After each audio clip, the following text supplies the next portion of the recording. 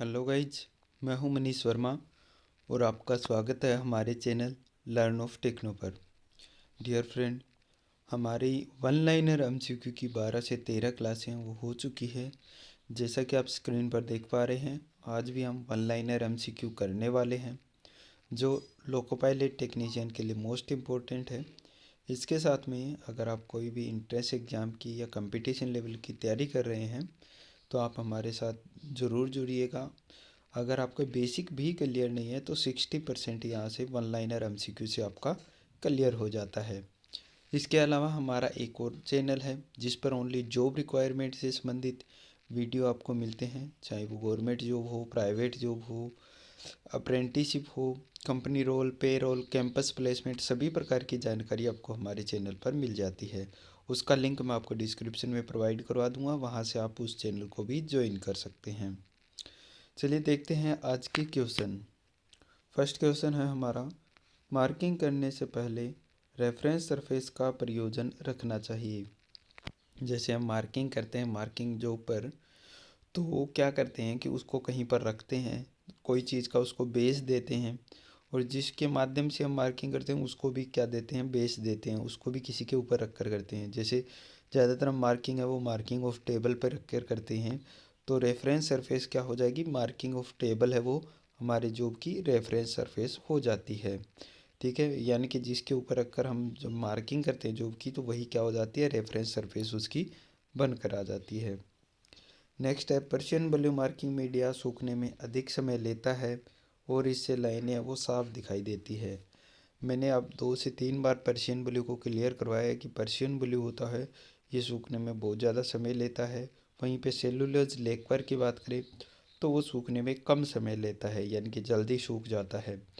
लेकिन Persian blue पर marking लाइनें हैं वो अच्छी आती है, साफ दिखाई देती है। इसके अलावा हम किसका यूज़ करते हैं, चॉक पाउडर का यूज़ करते हैं, लेआउट डाई का यूज़ करते हैं। ठीक है, तो ये क्या है, अलग अलग मार्किंग मीडिया है जो कार्य के अकॉर्डिंग भी हम यूज करते हैं। नेक्स्ट है, अधिकतर कीज को माइल्ड स्टील से बनाया जाता है, यानी कि जो की होते हैं, की और कोटर दो होती है, दोनों चीज़ें अलग अलग होती है। ठीक है, तो की का यूज़ हम की को किससे बनाते हैं, तो माइल्ड स्टील से बनाया जाता है। माइल्ड स्टील से क्यों बनाते हैं, क्योंकि उसको हम क्या करते हैं, कूटते पीटते हैं। जब की को फिट करते हैं तो उस पर चोट भी लगाई जाती है, जब बाहर निकालते हैं तब उस पर चोट लगाई जाती है। ठीक है, तो इसलिए उसको क्या है, सॉफ्ट मेटल का, इनके माइल्ड स्टील का बनाया जाता है। ठीक है, नेक्स्ट है हमारा, किसी माइक्रोमीटर में नेगेटिव एरर 0.003 मिलीमीटर है यदि माइक्रोमीटर 40.53 मिलीमीटर रीडिंग दर्शाता है तो इसकी सही रीडिंग 40.56 मिलीमीटर होगी।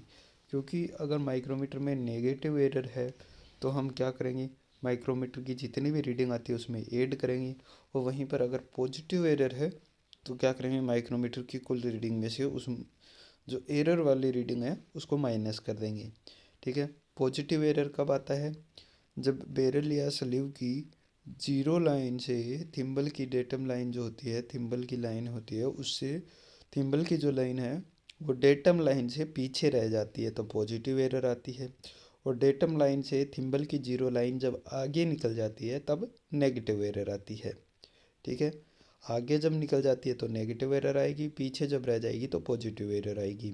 पॉजिटिव एरर को घटाएंगे, नेगेटिव एरर को जोड़ेंगे। ठीक है, इनमें कंफ्यूज नहीं होना है, मैंने आपको 2 से 3 बार इसको क्लियर करवा दिया है।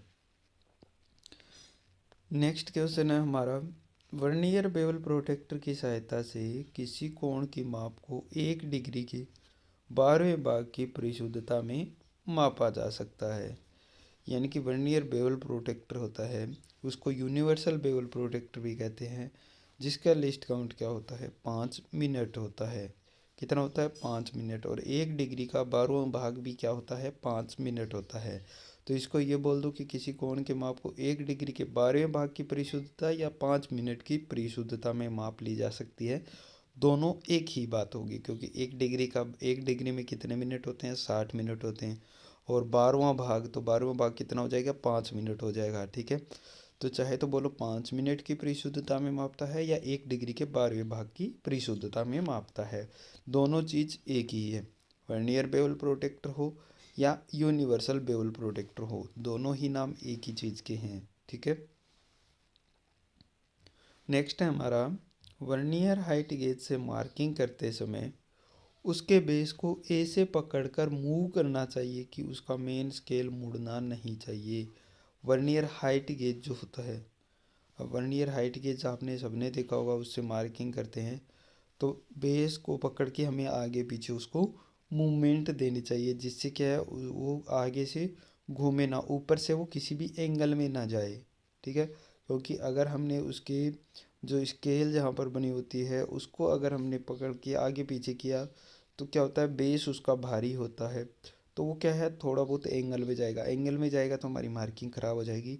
इसलिए एक्यूरेट मार्किंग के लिए हम उसके बेस को पकड़ेंगे और आगे पीछे उसको मूवमेंट करेंगे, न कि कहीं ऊपर से उसको पकड़ के मार्किंग करेंगे। ठीक है। वर्नियर हाइट गेज के लिए स्पेशली ध्यान रखना होता है कि उसको बेस से पकड़ के और जो हमारी मार्किंग ऑफ टेबल होती है उसके ऊपर आगे पीछे उसको मूवमेंट देकर मार्किंग की जाती है। नेक्स्ट है अत्यधिक मोटी शीट को काटने के लिए सीयर का प्रयोग किया जाता है। ज़्यादा मोटी प्लेट या शीट वगैरह होती है उसको काटने के लिए हम सीयर का यूज करते हैं। वहीं पे छोटी चदरें वगैरह काटने के लिए स्निप का यूज है वो किया जाता है। ठीक है। स्निप और सीयर दोनों ही चदरें वगैरह शीट वगैरह काटने के काम में आते हैं। इनमें भी straight snip, straight shear, bent snip, bent shear अलग अलग कार्य के अकॉर्डिंग इनका नाम होता है, कार्य के अकॉर्डिंग इनका यूज हम लेते रहते हैं। ठीक है। नेक्स्ट हमारा हॉर्स स्टेक डबल एंडेड आश्रय देता है। हॉर्स स्टेक एक ऐसा स्टेक होता है जिसमें क्या होता है, दोनों तरफ जैसे इस प्रकार से वो बना होता है, दोनों तरफ उसमें क्या लगा होता है, स्टेक लगाने के लिए दोनों तरफ जगह बनी हुई होती है, तो इसलिए इसको डबल एंडेड आश्रय देता है, यानी कि double ended horse horse stake जो होता है वो डबल एंडेड होता है, यानी इनमें कोई दूसरी स्टेक, दो स्टेक हम एक साथ लगा सकते हैं, उसके बाद में उनका यूज हम ले सकते हैं। ठीक है। स्टेक है वो भी अलग अलग होती है, कार्य के अकॉर्डिंग अलग अलग प्रकार की मिलती है। नेक्स्ट हमारा आता है सीटीसी का पूर्ण शब्द है carbon tetra chloride. CTC carbon tetra chloride होता है। इसका यूज़ मैकेनिकल लाइन में हम बहुत जगह करते हैं, जैसे मेजरिंग इंस्ट्रूमेंट को क्लीन करने के लिए। ठीक है। ज़्यादातर माइक्रोमीटर को धोने के लिए या साफ़ करने के लिए कार्बन टेट्रा क्लोराइड यूज़ करते हैं। उसके अलावा क्लास डी फायर को बुझाने के लिए, क्लास डी की जो आग होती है उसको बुझाने के लिए सीटीसी एक्सटिंग्विशर यूज़ करते हैं। ठीक है। सीटीसी एक्सटिंग्विशर को हेलन एक्सटिंग्विशर भी बोलते हैं। ठीक है। इसके अलावा एक बीसीएफ एक्सटिंग्विशर भी होता है। ठीक है। तो सीटीसी का जो पूर्ण नाम है वो आपको याद रहना चाहिए। सीटीसी का फुल फॉर्म क्या होती है, कार्बन टेट्रा क्लोराइड होता है। नेक्स्ट है बेंच वाइज के स्पिंडल में स्क्वायर थ्रेड कटी हुई होती है। यह भी मैंने आपको पहले क्लियर करवाया है कि बेंच वाइज का जो स्पिंडल होता है उसके ऊपर हमारी स्क्वायर थ्रेड कटी हुई होती है, और जो क्विक रिलीज बेंच वाइज होती है, जो हमारी क्विक रिलीज बेंच वाइज होती है उसमें बटरस थ्रेड कटी हुई होती है। अब ये बटरस थ्रेड कैसी होती है, तो ये ट्रापोजोडियल थ्रेड होती है। ठीक है। जिसको टी आर से डिनोट करते हैं, और ये स्क्वायर थ्रेड को मॉडिफाई करके बनाई जाती है। ठीक है। यानी कि स्क्वायर थ्रेड को मॉडिफाई करके बटरस थ्रेड बनाई जाती है, जिसको ट्रापोजोडियल थ्रेड भी बोलते हैं, और इसको टी आर से डिनोट करते हैं। वहीं पर बटरस थ्रेड है वो हमारे माइक्रोमीटर जो होता है उसके रेचेट स्टॉप में भी कटी हुई होती है। ठीक है। नेक्स्ट है 1 डिग्री में 60 मिनट होते हैं। ये तो सभी को पता है नॉर्मली कि 1 डिग्री में 60 मिनट होते हैं, 1 मिनट में 60 सेकेंड होती है। ठीक है। नेक्स्ट है ऑफसेट स्क्राइबर का प्रयोग वर्नियर हाइट गेज में किया जाता है। और ऑफसेट स्क्राइबर कौन सा होता है, जो आगे से मुड़ा हुआ होता है, जो आगे से क्या हुआ होता है, मुड़ा हुआ होता है, उसको बोलते हैं ऑफसेट स्क्राइबर। तो इसका यूज हम कहाँ पर करते हैं, वर्नियर हाइट गेज में मार्किंग वगैरह करने के लिए इसका यूज करते हैं, या लेथ मशीन पर जब हम जॉब को सेंटर में बांधते हैं, टूल को जो सॉरी जॉब को, तब भी वर्नियर हाइट गेज का यूज है वो किया जाता है। ठीक है। सॉरी वर्नियर हाइट गेज का नहीं, वहाँ पर स्क्राइबिंग ब्लॉक का यूज़ करते हैं। लेकिन वर्नियर हाइट गेज का जो ऑफसेट स्क्राइबर होता है वो आगे से मुड़ा हुआ होता है, ठीक है। इसके बाद में इसको सीधा कर दिया जाता है। और जो हमारा स्ट्रेट स्क्राइबर रहेगा वो क्या रहेगा, यहाँ से बिल्कुल सीधा रहेगा। तो स्ट्रेट स्क्राइबर जो होता है वो ऑलरेडी लगभग 30 mm खुला रहता है, लेकिन ऑफसेट स्क्राइबर है उससे हम क्या है 0 रीडिंग पर खोल सकते हैं या 0 पर सेट कर सकते हैं। ये इस प्रकार का बना हुआ होता है, ठीक है। इसका यूज़ हम कहाँ पर करते हैं, मार्किंग वगैरह के लिए ओनली यूज़ करते हैं। लेथ मशीन पर जब जॉब को सेंटर में बांधते हैं तो वहाँ पर यूज़ करते हैं हम स्क्राइबिंग ब्लॉक या मार्किंग ब्लॉक, ठीक है। नेक्स्ट है डेटम लाइन को रेफरेंस लाइन भी कहा जाता है। डेटम लाइन मेथड होता है मार्किंग करने का, अलग अलग मेथड होता है, centre line method, datum line method, base line method, ठीक है। तो डेटम लाइन मेथड में क्या करेंगे, हम दो साइडों को सरफेस फिनिश करेंगे, उसके बाद में उनको क्या मानेंगे, रेफरेंस लाइन मानेंगे, और उसके बाद में उन पर मार्किंग की जाती है। तो डेटम लाइन को रेफरेंस लाइन मानकर भी चलते हैं हम, तो इसलिए उनको रेफरेंस, जहाँ से हमें रेफरेंस मिल रहा है तो इसीलिए डेटम लाइन को क्या है, रेफरेंस लाइन भी बोल दिया जाता है। नेक्स्ट है वी ब्लॉक को क्लोज ग्रेन कास्ट आयरन से बनाया जाता है। अब वी ब्लॉक होते हैं ना, ये दो प्रकार के होते हैं, ए ग्रेड और बी ग्रेड। ए ग्रेड को हाई क्वालिटी टूल स्टील से बनाया जाता है और बी ग्रेड को क्लोज ग्रेन कास्ट आयरन से बनाया जाता है।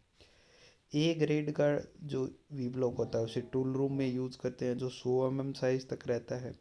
बी ग्रेड का जो वी ब्लॉक होता है उसको हम मशीन शॉप या वर्कशॉप में यूज़ करते हैं, जिसका साइज़ है वो 300 mm तक रहता है, ठीक है। तो आपको दोनों चीज़ें हैं वो याद रहनी चाहिए कि वी ब्लॉक है वो हाई क्वालिटी टूल स्टील का और क्लोज ग्रेन कास्ट आयरन का भी बना होता है। ये ग्रेड के अकॉर्डिंग होता है, ए ग्रेड और बी ग्रेड रहता है। ए ग्रेड का यूज़ हम टूल रूम में, बी ग्रेड का यूज़ हम वर्कशॉप में करते हैं। ए ग्रेड जो होता है वो 100 mm तक होता है और बी ग्रेड है वो हमारा 300 mm तक देखने के लिए मिल जाता है। नेक्स्ट है स्क्राइबर का पॉइंट एंगल 12 से 15 डिग्री तक होता है। जैसे हमारा स्क्राइबर होता है जिससे हम क्या करते हैं, मार्किंग लाइनें खींचते हैं, तो जो आगे से उसकी नोक बनी होती है उसको 12 से 15 डिग्री पर क्या करके बनाया जाता है, ग्राइंड करके बनाया जाता है। ये जो एंगल रहेगा उसका, ये कितना रहेगा, 12 से 15 डिग्री तक रखा जाता है, ठीक है। बहुत बार पूछ लिया जाता है, 8 से 15 डिग्री भी दिया हुआ मिलता है, कई बार 8 से 12 डिग्री भी दिया हुआ मिल सकता है, तो आपको कंफ्यूज नहीं होना है, ठीक है। नेक्स्ट क्वेश्चन है हमारा, धातु में डक्टिलिटी का गुण होने से उसे तारों के रूप में खींचा जा सकता है। ये क्वेश्चन तो आप सबको याद हो गया होगा, मैंने बहुत बार करवाया है, डक्टिलिटी और मेलेबिलिटी। जब भी मेलेबिलिटी आता है तो डक्टिलिटी बताता हूँ, डक्टिलिटी आता है तो मेलेबिलिटी भी बताता हूँ, दोनों चीज़ें साथ में मैं आपको क्लियर करता चलता हूँ ताकि आपको क्या है बेहतरीन से बेहतरीन तैयारी कर सकें। तो धातु में डक्टिलिटी का गुण होगा तो उससे हम पतले वायर वगैरह बना सकते हैं खींच कर। वहीं पे मेलेबिलिटी का गुण होगा तब हम क्या कर सकते हैं, उसके पतली चद्दर वगैरह बना सकते हैं, ठीक है। तो डक्टिलिटी का गुण होगा तो तार वगैरह बनाएंगे, मेलेबिलिटी का गुण होगा तब हम उसके पतली चद्दर वगैरह बनाते हैं। नेक्स्ट क्वेश्चन है हमारा, एक्सा फ्रेम में ब्लेड को फिक्स करने के लिए जिस नट का प्रयोग किया जाता है उसे विंग नट कहते हैं या फिर फ्लाई नट भी कहते हैं। उसे क्या कहते हैं, फ्लाई नट, विंग नट भी कह सकते हैं या फ्लाई नट भी कह सकते हैं। जिसमें क्या हम एक्सा ब्लेड दोनों पिन होलों में पिन में डालते हैं दोनों में, उसके बाद में आगे जो नट लगा होता है उसको टाइट करते हैं जिससे हमारा ब्लेड है वो फिक्स हो जाता है। तो उस नट को विंग नट या फिर फ्लाई नट के नाम से भी जाना जाता है। अब उसको फ्लाई नट क्यों बोलते हैं, क्योंकि उसमें दो पंखुड़ी सी होती है ना, तो उनको हम क्या करते हैं, दबाव देकर नट को टाइट और लूज करते हैं ना, तो इसलिए उसको विंग नट या फ्लाई नट के नाम से जाना जाता है। आज का नेक्स्ट और लास्ट क्वेश्चन है, हेक्सा ब्लेड के दो समायोजन दांतों के बीच की दूरी को पिच कहते हैं। अब हेक्सा ब्लेड होती है उस पर क्या कटे हुए होते हैं, दांते कटे हुए होते हैं। तो दांव एक से दूसरे दांते के बीच की दूरी क्या कहलाती है, पिच कहलाती है। जैसे कि इस प्रकार से होगा, मान के चलो ये हमारे क्या कटे हुए हैं, हेक्सा ब्लेड में दांते कटे हुए हैं, ठीक है।